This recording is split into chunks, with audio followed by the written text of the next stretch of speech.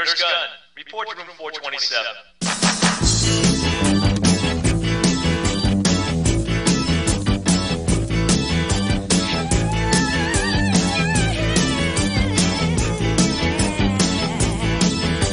Some days won't deliver, and some days passing by. I'll be working here forever, at least until I die.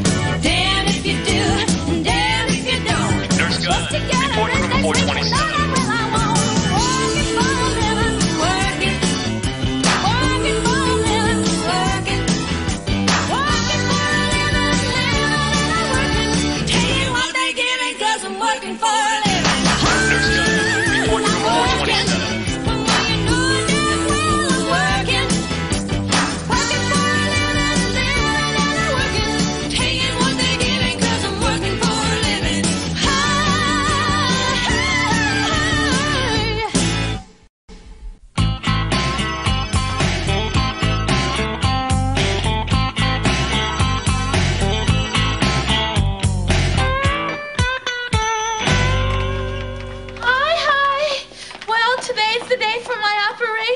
We didn't forget, Joan. I've got your chart right here, and your gown. One size fits two. Oh, the good nun's getting a nose job. No, it's a deviated septum complicated by a sinus infection. Nose job. The doctor tells me it will clear up my snoring problem. So Father Dooley suggested I have it done. He says it's real annoying during Mass. Well, Dr. O'Reilly is an excellent plastic surgeon. He'll have your nose fixed in no time. And bobbed. I've had a snoring problem for years. Sometimes I wonder why I don't leave that woman. Of course, it'd be dumb to leave a kickapoo. Why? You obviously have never had your poo kicked. Come on, Joan, let's get you prepped. I hope I don't have to wear one of those gowns that open up in the back. So do we. I wonder what shape nose she chose. Well, she's a nun. She doesn't care about that stuff. Everyone cares what they look like. Not that there's anything wrong with the person wanting to make their nose a little more perfect. I might have myself if I hadn't been blessed with a naturally cute nose. Don't you think? Anybody? Well, I think they're about ready for you in OR, Joan. You're gonna have to take off your, hat thingy, you know. Oh, I completely forgot. I guess I'm a little nervous, but I believe my work on earth isn't finished. So God will see me through this operation. Unless, of course, he doesn't recognize me. Now, there's nothing to be scared of. It's no worse than having someone hit you in the face with a hammer, which is exactly what happens. At least Dr. O'Reilly's a Catholic. The Lord and I have left nothing to chance. Oh, bad news, Sister Joan. Dr. O'Reilly won't be able to do your surgery. He's testing me. What's the problem? He was called away for an emergency breast reduction. He's really testing me. Another plastic surgeon here, Dr. Bledsoe, said he'd do the surgery if you'd rather not reschedule. Dr. Greenberg isn't available? Nope. What about Dr. Sullivan? On vacation. Well, what's wrong with Dr. Bledsoe? Besides his name. Nothing. He's a very qualified surgeon, really. He's just a little on the arrogant side for my taste. Well, he is a pain in the patootie, but he did a nice job on that catcher's mitt Mrs. Finley called a nose. And Mrs. Payne's, and Mrs. Wesley's, and some say yours. What are you staring at? A dork? Hi, Joan. Just stopped by to wish you luck and to advise you that even though you won't be on a restricted diet after your surgery, still not too late to get those thighs down to human size. Brave words coming from a woman who has a donut named after her at Winchell. For your information, that's not because I like donuts, it's because I like the men who make them. And I like to make the men who make them. Sister June Ignatius. Here. That's Joan. I'm Dr. Bledsoe. I'll be doing your surgery this morning. The nurse is giving you something to make you just a little bit sleepy. Better make that 5 milligrams. I think 2 milligrams will be plenty, Doctor. Excuse me, when did you get your doctor's degree? I don't mean to be out of line, Doctor, but this woman is a friend of mine, and I'm virtually certain that 2 milligrams will be more than sufficient dosage. Nurse, I've been doing these surgeries for quite some time, and I'm equally certain the woman's size and frame dictate the larger dose. Except for the fact that her tolerance to drugs is very low since she seldom takes any. 1 aspirin makes her giddy. Nurse Gunn, may I see you outside, please? And I'll see you in surgery, Mother June. That's Mother Joan. That's sister, mister. That's doctor, sister. Nurse,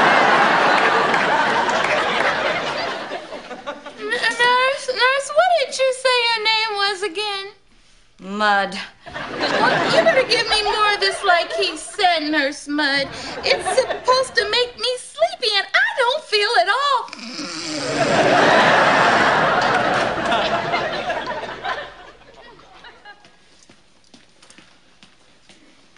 Nurse, do you see all the construction work going on out there? Oh, yes. It's afforded me the chance to meet construction workers like Sluggo and Deke. Deke asked me out, but I really didn't have anything to wear to a topless tractor pull. You're missing my point, you fishwife. They're building a new plastic surgery wing. Do you know why? Because of me. I bring them in hundreds of thousands of dollars a year. How very rich of you. You see that red Alante down there? Nice parking spot. Yes, well, I didn't get the car or the parking spot by taking advice from a nurse. Now, if I say a patient needs 5 milligrams of Valium, then she needs 5 milligrams.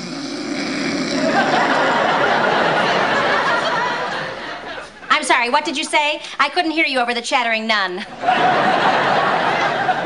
Look, you don't know what trouble is till you start messing with me, woman. Now, I strongly suggest you apologize. Apologize? Well, I haven't got all day. Are you going to apologize or not? It isn't looking good, is it?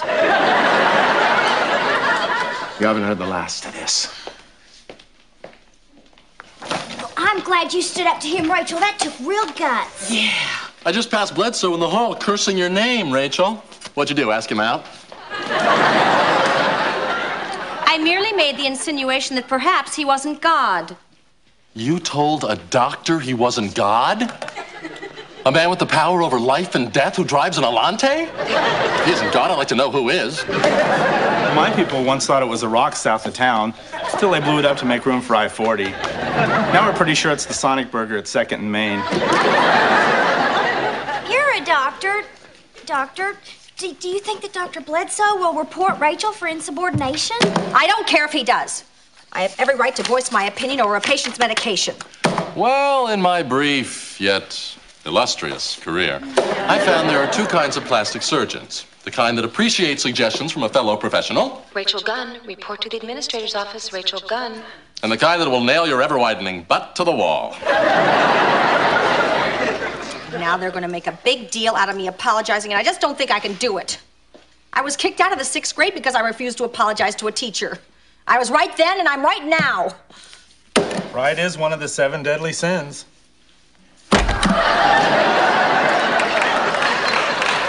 I won't bother you with the other 6.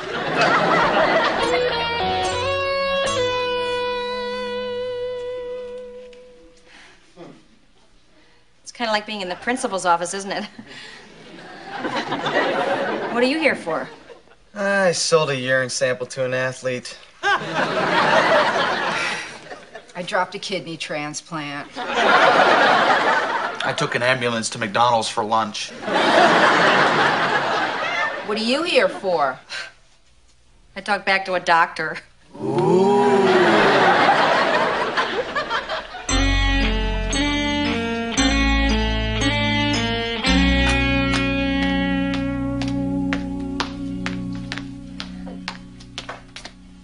Get out of my seat. Rachel's always in trouble. I am not. Where's that book I've been reading?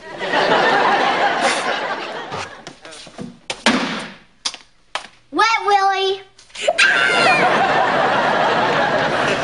I don't see why we have to go to school anyway. When I grow up, I'm gonna be governor of the United States. Excuse me, moron-elect. There is no such thing. You better hope you marry money. What are you here for anyway? I copied Mary Sue's homework. I stole an eraser. I hit Janice Jones with a spit wad. I talked back to the teacher. Ooh. You better apologize. Never. All I said was there's no way they can keep referring to the most gaseous body in the universe as Uranus without someday embarrassing every newscaster in America. I'm right, I tell you, I'm right, I'm right, I'm right.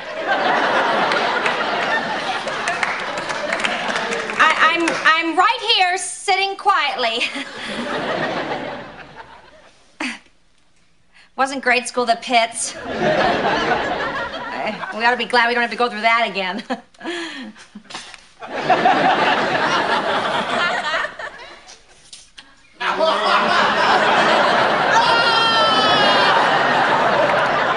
Okay. Sister Joan is on her way back from surgery and her room isn't ready yet. Oh no, here she is. How's she doing? You tell me. She thinks she's Dale Evans. What makes you say that? Why else would she call me buttermilk and try to mount me? Where's Rachel? Oh, she isn't back from the administrator's office yet. You mean you're in charge? I am. I'm a natural-born leader. I once ran for tribal chief. Yeah, he lost to a write-in candidate named anyone but him. And that's who I voted for. How's Babar doing? Is that you, Nellie Bell? See this? This is your lunch. If you need me, I'll be over here eating it. Happy trails to you. Smiling until then. Come on, Roy, help me out. Right behind you, Dale. Happy trails to you. Tony.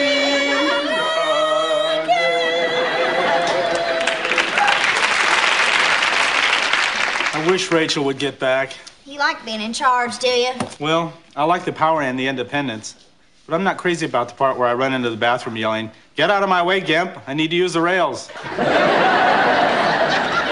Rachel isn't back yet? No, I'm getting worried. Oh, I'm sure she'll be back up just as soon as Bledsoe's finished giving her a healthy serving of humble pie. She'll more likely serve him up a knuckle sandwich. I don't see her ever apologizing to that man. Everybody has their breaking point. And I know Dick Bledsoe. If she doesn't apologize, he'll have her suspended. Once that old lick penny has her paycheck threatened, she'll fold like a circus tent. I don't think so. Rachel is the most prideful person I know. I have got $20 here that says Bledsoe gets his apology. Well, I'd be willing to make it 50 if you take a check. Okay, 50 it is. You'll have to take my check.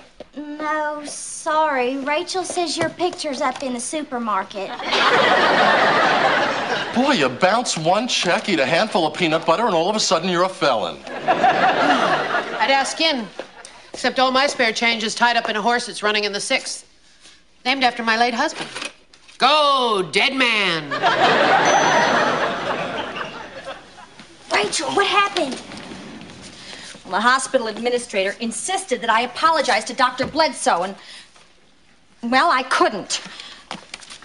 So now I'm suspended. Oh, dear. How long? 3 days? 30. Oh, no. Gangway. Now, it may seem to all of you like I had a choice, but if you were me, you'd know I didn't. I could no more have apologized to that pompous idiot than I could have Ronald McDonald's love child. Enjoy your unpaid vacation. Enjoy your mother. See you next month.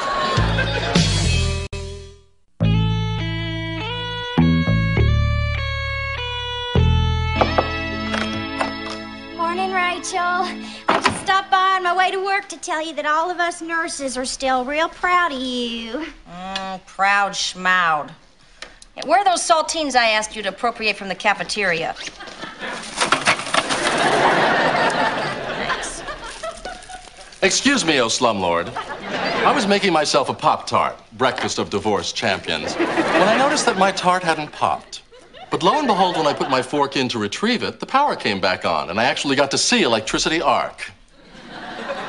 From my tongue to the toaster. Since I'm living on a limited income now, I thought I might do some electrical work here myself. Well, I admire your pluck, Rachel. I live on the other side of this fire trap. I could be killed. Well, that's better than me being broke. I figured you'd be here still trying to influence her decision. Well, watch and weep, Missy. Rachel, I spoke to Bledsoe. He's willing to drop the rest of the suspension if you'll just come by and apologize. Now, he starts his rounds at about 3 o'clock. No dice. Let's see, neutral wires are white and grounding wires may be green, green and yellow, or left bare. Hot wires are usually black, but may also be red and blue. Well, that sounds simple enough. Hi. Joan, how are you feeling? Really good. I can smell everything now, which is why I left the convent early. I just came by to apologize to poor Rachel. I feel this is all my fault. It's Bledsoe's fault. Well, maybe it's partly your fault. All I know is it isn't my fault. Well, that's good enough for me. Mind if I have some breakfast cake? That isn't exactly breakfast cake, Joan. Oh, well, it will be after I slap a fried egg on it. Oh, come on, Rachel. What's a little apology? It isn't a little apology. The whole hospital will know about it. Well, you just stick to your guns, Rachel, and remember the nurse's pledge. I promise to care for the sick with all the skill and understanding I possess, and to uphold the integrity of the professional nurse. Gosh, that's beautiful. Someone should set that to music. Someone should set it to flames. She's right, you know. I'm fighting the good fight. Oh, you are not. You're fighting a battle of egos. Well, since when is it written that the average American working stiff isn't allowed to have an ego? Every day it's, yes, sir, Mr. Moneybags. Right away, Miss Rich Bitch. Well, I may not make as much money as you Dow Jonesing, power lunching, country clubbing highbrows, but I have a life to live, too. And I'll be damned if I live it under anyone's shoe. I didn't want to tell you this, Rachel, because I know how much you care about your patients, but they're all dead. They are not. Well, they don't feel that great. I heard Mrs. Dunn took the rubber tips off her walker in protest. And Mr. Simmons hasn't had a bowel movement since you left. Although it's just as well Zac's had the bathroom all tied up. They need you, Rachel. They need you.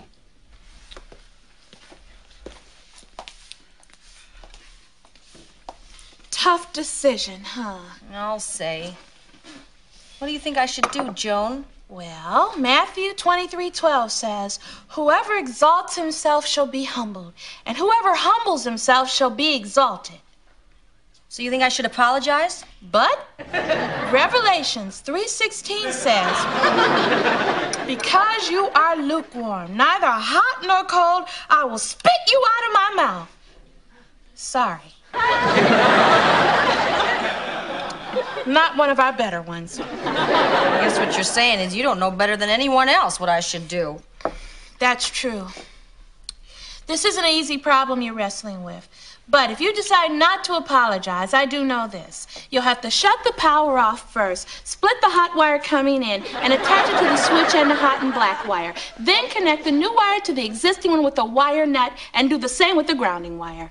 God bless.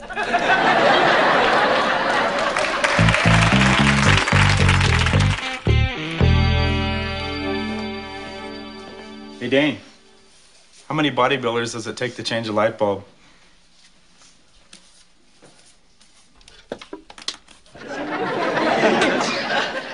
How many? Just one. I wish Rachel would get back. Everybody's stressed out, and that nurse temp isn't as much like Rachel as I'd hoped. Yeah, I wish Rachel would get back, too, even if I do lose this stupid bet. But you know how stubborn she is. She'll never back down now. She isn't here yet? Damn, I gave her such a stirring speech this morning after you left. Then a few hours later, I sent her a Red Cross flag with the words Semper Fidelis on it. That's the Marines' motto. Oh, like I speak Latin.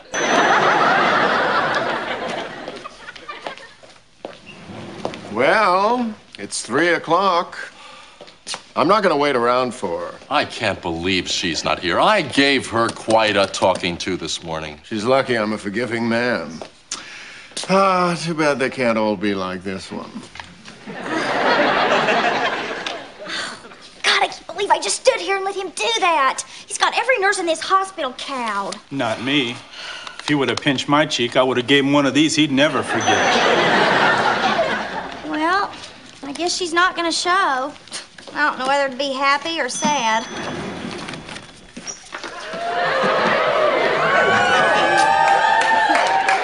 Thanks, Deke, but I think we're past the mud puddle now. Well, you better get back. You left your heavy machinery running. It's runs for you. Well, I'm back. I guess I better go make my rounds and get caught up. Aren't you forgetting something? Oh, of course.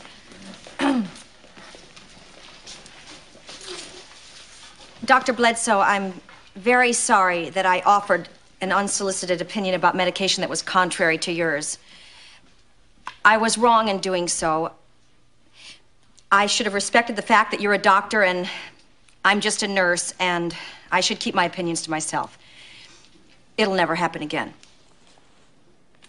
Well, that's more like it. Well, for someone who's never apologized before, you sure started with a bang. I'll say. Yeah, I never thought I'd see Rachel Gunn bow and scrape quite that much. Well, who was I kidding? Part of the little person's job is to grit their teeth and take their knocks. Well, you won. Hey, what's the wrecking ball doing way over here? That shouldn't be here. It'll get my car dirty. That red car down there? I don't think you're gonna notice the dirt.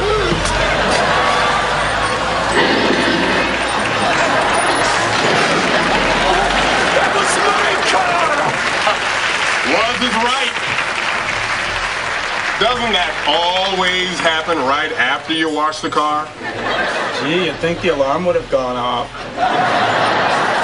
All those cars down there, and that thing hits Bledsoe's. Huh. What a coincidence. I'm not so sure. Oh, ye of little faith.